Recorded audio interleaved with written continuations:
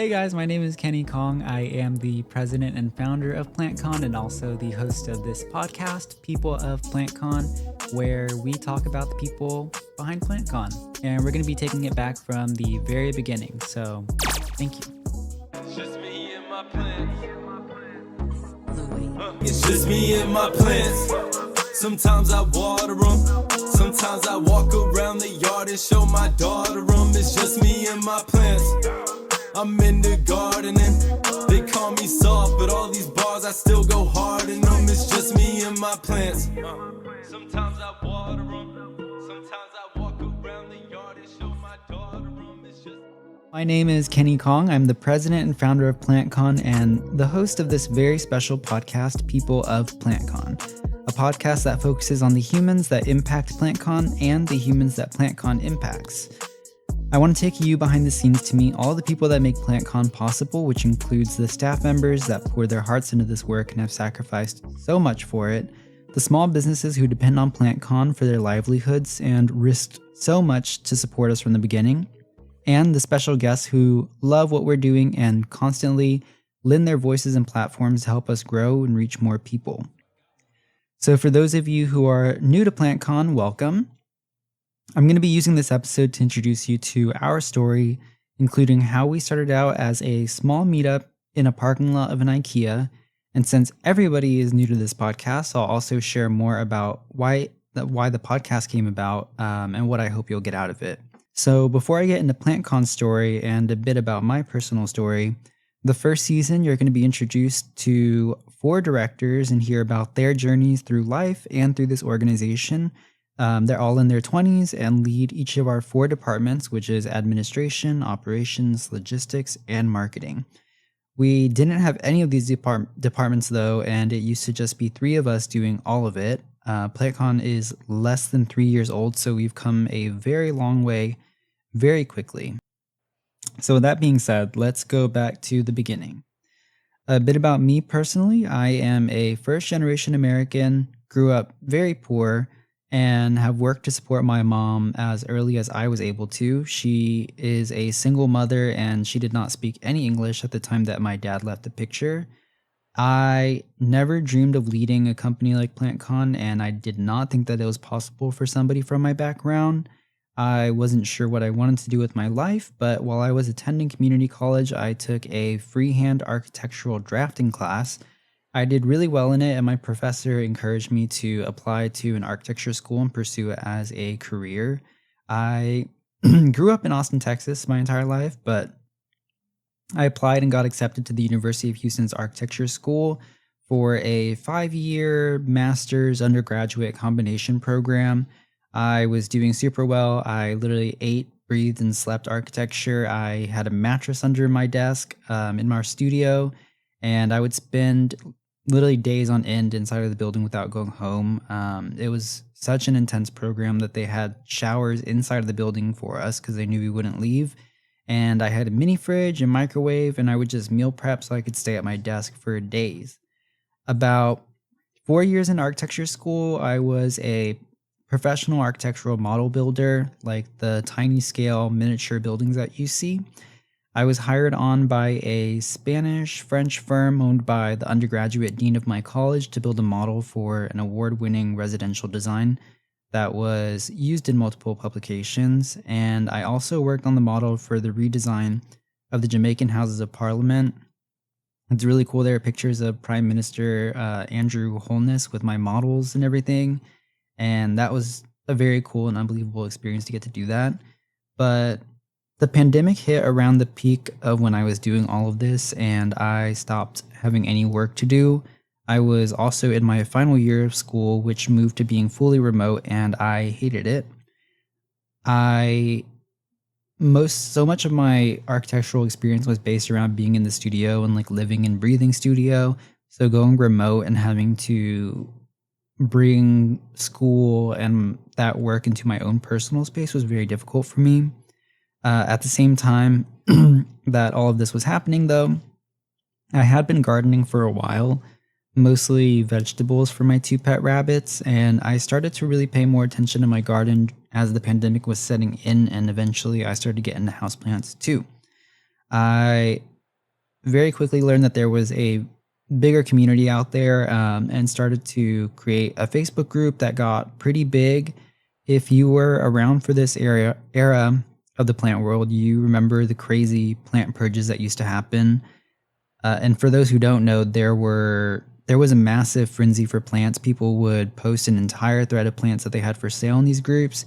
People would fight to claim them first and to buy them first. And this led to a lot of pickups for sellers and buyers, where sellers would have to dedicate several days to accommodating plant pickups. And so, you'd have people coming to pick up from you over the span of several days, and always kind of had to plan around that. And it was a lot to think about when you're selling like 50 to 80 cuttings of your plants, and you have to sort them and make sure that they're ready for people when they're going to pick up. And buyers would have to spend hours driving around Houston to pick up their plants as well from all of these sellers. And if you know Houston, one person's house in Houston can be 40 miles from the next person's house in Houston. And when you add traffic on top of that, that stretches this out for hours and hours and hours. So me personally getting really into the plant world, I was definitely in both camps, and I just wanted an easier solution for all of us. So I set a time, a date, and I picked a location for everybody to show up and just exchange purchases as a group, basically.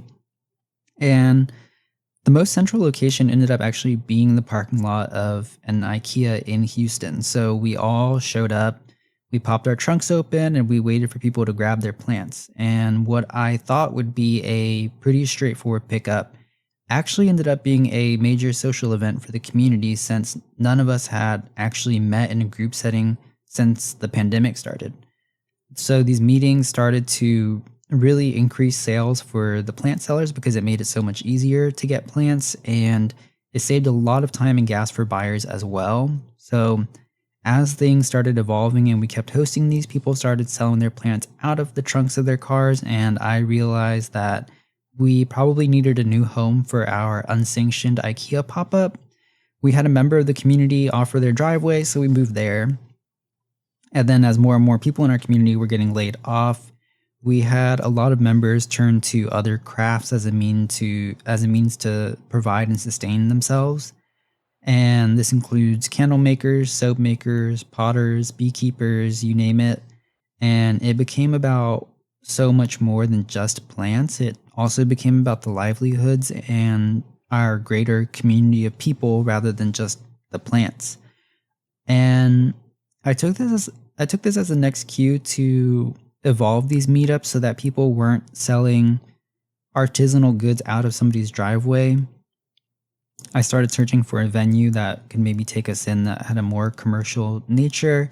And I was very fortunate that the Tenfold Coffee Company in Houston picked us up, and they allowed us to use their parking lot to start working towards a full-blown market. So I continued organizing and hosting these markets at Tenfold, and people still used it as a plant pickup, by the way, which was what the meetups were originally intended for. So it was very cool to see that we stayed true to that and kept it at the heart of the meetup. So it was not necessarily so much about the market, but a lot about meeting up and seeing each other and being able to wear a mask, be socially distanced, be outside, and actually get to know people instead of just talking to them through this Facebook group. So eventually the markets grew to have about 70 plus vendors each month, and it just kept getting bigger and bigger. At its largest point, the city of Houston actually reached out to contract us to be the official plant market of the city of Houston, and they had us going beyond that to also organize holiday markets in like the very middle of downtown, which was really, really cool.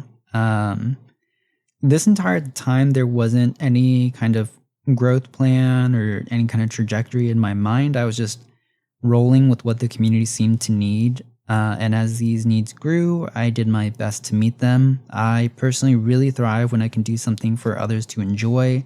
I really like to think through all of the details and logistics to make something happen and make sure that it happens well.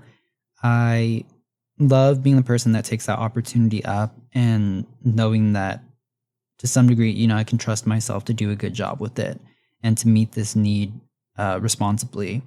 So the first time though that I really started to plan for growth was when I noticed that at a national level, there weren't any plant events in existence that were catering directly to our general plant hobbyist community, and especially any intergenerational events, because a lot of them have been around a long time. And so the events that did exist were either focused on a specific genus or they were catered towards their members and membership who tend to lean a little bit older and probably a little bit less diverse. And even if you went to these as a hobbyist, you were a little bit on the outs. So I wanted an event that felt like it was made for us. And you immediately know that before you even walk in the door that it is made by plant people for plant people. And I went through a lot of names before I landed on PlantCon, and I picked this because I felt like it represented exactly what I wanted this to feel like and what I wanted to go for, by making it basically an anime con, but for plants and plant people, for the die-hard plant fans. I had no idea how expensive something like this was, and most people don't. That's a bit of why I wanted to start this podcast too, so that I can share those details with others and give a little bit of insight and understanding on these things. When I started, I really looked for resources or guidance on how to start organizing a convention, but there was really nothing out there. And I'm hoping that by creating this, somebody at least has something to listen to or some kind of resource about event organization and can utilize that to anticipate a little bit more what goes into it and prepare themselves to have a better event. Because ultimately, I created PlantCon because I wanted a better event for plant people, and if we can do that for other communities or serve as a resource in any way, that just is even is a benefit that is beyond our personal mission. And I'm very excited that hopefully this podcast can do that. So when I made the decision to pursue PlantCon, there were only 3 of us on the team, and we had a lot of work cut out for us. I made the decision around December of 2022, and I wanted PlantCon to happen April of 2023, which was only about 5 months later. So it was a very short runway.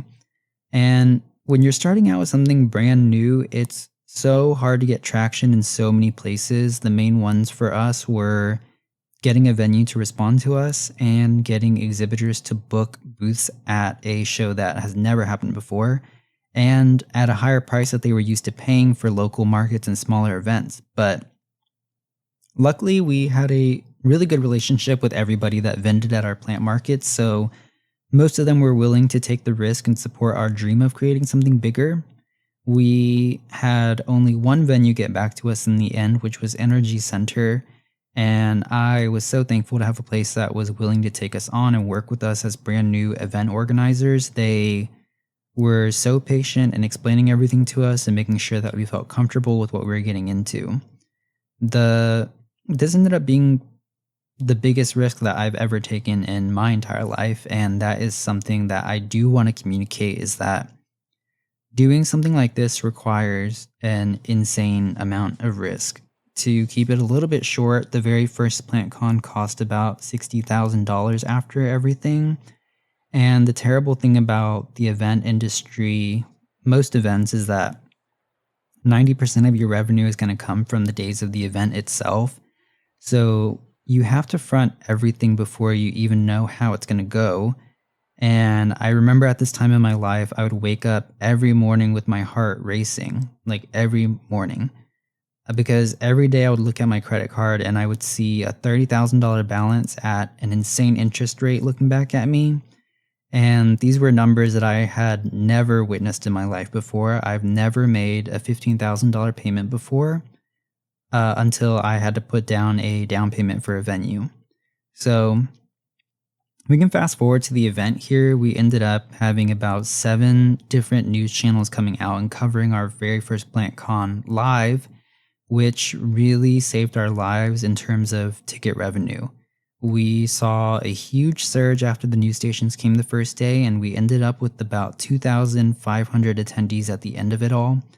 This allowed us to break even, which is the thing that everybody told me to focus on. I did have people that I was able to talk to about convention organizing, which I was very, very fortunate to have these people encouraging me and kind of helping to guide me through this. And that was the thing that they would all tell me to focus on, was just breaking even and not worrying about making money for the first event, as long as we can break even.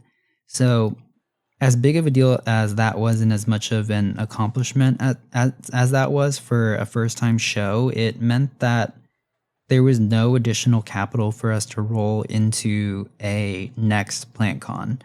But it was clear from this one that PlantCon needed to become even bigger and even better than it was that year.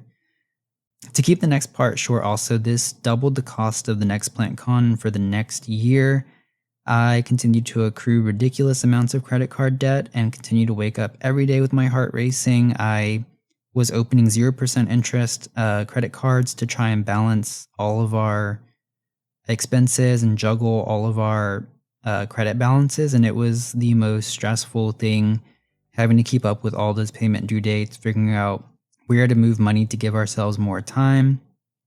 So second PlantCon, which was also in Houston again, did end up being a huge success. We doubled our attendance and we increased ticket prices a little bit, as well as increasing booth space prices from our initial rates. We always, when we do a new event, heavily discount everything. And because this was the first ever PlantCon, we really, really heavily discounted everything so that people would give PlantCon a shot, and we hoped that the value would come through for them, and it clearly did. So we came out of the show with profit for the first time, finally. I decided to roll that into adding a new city, which was Dallas. We made the decision in May of 2024, and the date was set for September 2024, which only gave us about 4 to 5 months. And if there's one thing that we've learned, it's that you can make some very crazy stuff happen in a very short amount of time. We were working 80-hour weeks at this time, though. I was not getting paid, and the few people on our team who were getting paid still had to work other full-time jobs or find ways to bring in additional income on the side just so that they could work on PlantCon.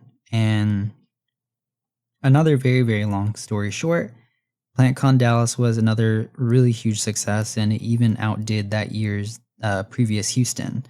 We had enough money to bring on a few more team members and put down some deposits for the next year's venues. But even with this, the highest paid person on our team was making about $750 a month at this point. And that's like $9,000 a year before tax. And so definitely you don't do this and you don't get into this for the money. For us, it was definitely about meeting a need in our community and wanting to see our community thrive, with the hope that we can build something bigger. And yes, eventually it can be something that we can do full time that pays us back for the risk, the investment, and the sacrifices that we made in order to make it possible in the first place. And it's really hard to believe that this was only a year ago, because it feels like forever ago and a lot has happened, but it has literally only been a year since that last Dallas ended. So after that Dallas ended, we decided we'd hit Orlando in February of 2025, which again was only a 4 to 5 month turnaround. It was a really incredible show in a lot of ways. All of our exhibitors were really thrilled with it. Attendees loved it. The sponsors really enjoyed it. The presentations were great, but the attendance just was not there. We only had about 2,300 attendees, which was a huge fall from the 5,000 that we were hovering around for the past 2 shows. And luckily, Houston was the next show after that, our third Houston ever. And we nearly doubled our attendance from last year's Houston show. So this really saved us financially, but we still lost about $90,000 on Orlando. And so it was still a very huge hit to our growth. After this point, you're probably going to start hearing us talk a lot on the show about what comes next, since it was literally only 4 months ago from today. But I wanted to give more context on some of the older shows and the history that we don't get into right away. Next up, after that, we did New York City, which we basically broke even on, but it was really incredible. As a side note, we pay for all of the travel fees for our team members, which includes flight and hotel. And this was the first time in New York City for so many of our team members, and it was very surreal to know that the reason why people were able to experience NYC for the first time in their lives was because of PlantCon. And PlantCon Dallas just happened in October. Right. Today, as we record this, it's November 18th. So it's literally a month ago from today that Dallas happened. Very, very recent. I don't know when this episode will come out, but it should be before the end of the year, I think. But all of our episodes for season 1 are actually going to be recorded on site in Dallas, which pretty much means that you are caught up at this point. So thank you guys for sticking around to hear our story, and I hope that this sets a beautiful stage for our upcoming episodes. Our team now has about 40 plus members, and we have an internship program with about 15 to 20 more people. And they are all truly wonderful people who love and care about this and pour so much of their hearts into making sure that PlantCon is an event that serves our community well and brings everybody together. So I'm very excited for you to get to know them through this podcast. And that's all for now, really. Again, I'm Kenny Kong, and I look forward to being your host for this season. We'll see you in the next episode where I chat with Gladys Segura, who is our executive director and was one of the original 3 on the team when we first launched PlantCon. So we'll see you guys next time. Bye. It's just me and my plants.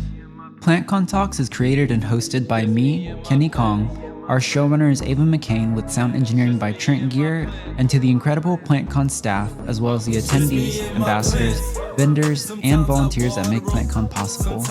Huge thanks to Rocco Elliot for the use of his music. Stay up to date with all things PlantCon at plantcon.org or by following us on social media at plantcon.intl.